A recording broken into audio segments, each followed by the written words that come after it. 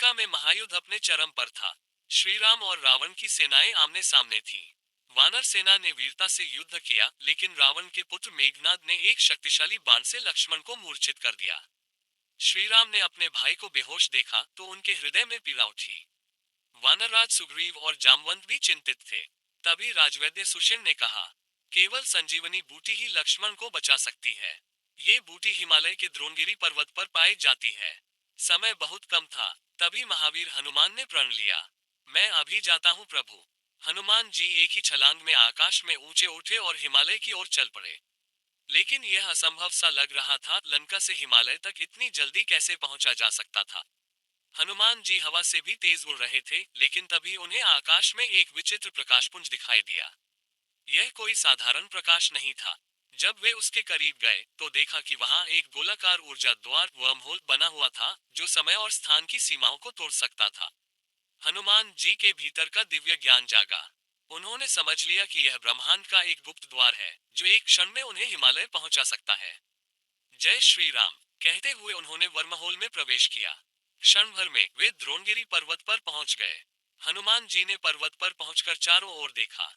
वहां अनेकों जड़ी बूटियां थीं, लेकिन उन्हें संजीवनी पहचानने में कठिनाई हुई। समय बर्बाद किए बिना उन्होंने पूरा पर्वत ही उठा लिया और वर्महोल के माध्यम से वापस लंका की ओर लौट चले। इधर लंका में सबकी आंखें आकाश की ओर थीं। तभी अचानक चमकता हुआ वर्महोल प्रकट हुआ और उसके भीतर से हनुमान जी पर्वत के साथ प्रकट हुए। वानर सेना जयकारा करने लगी, जय हनुमान, जय श्री राम। जैसे ही संजीवनी बूटी लक्ष्मण के नासिका के पास लाई गई, उनका शरीर पुनः चेतना में आ गया। श्री राम की आंखों में कृतज्ञता और प्रेम था। जब युद्ध समाप्त हुआ, तब हनुमान जी ने श्री राम से इस चमत्कारी यात्रा का रहस्य साझा किया। श्री राम मुस्कुराए और बोले, हनुमान, ये ब्रह्मांड अनेक रहस्यों से भरा है। विज्ञान और अध्यात्म दोनों साथ मिलकर सत्य को प्रकट करते हैं। हनुमान जी ने प्रण किया कि ये दिव्य ज्ञान केवल सेवा और कल्याण के लिए ही उपयोग होगा। इस कहानी का संदेश, असंभव कुछ नहीं है, हर समस्या का हल हमारे विश्वास और प्रयास में छिपा होता है।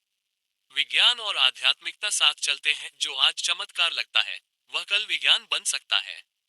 भक्ति और ज्ञान से हर बाधा पार की जा सकती है। और इस प्रकार हनुमान जी ने न केवल अपने बल, बल्कि ब्रह्मांड के रहस्यों से भी युद्ध को जीतने में सहायता की। क्या हनुमान जी ने अनजाने में वर्महोल ट्रेवल का उपयोग किया था? क्या हमारी प्राचीन कथाएं आधुनिक विज्ञान से जुड़ी हुई हैं?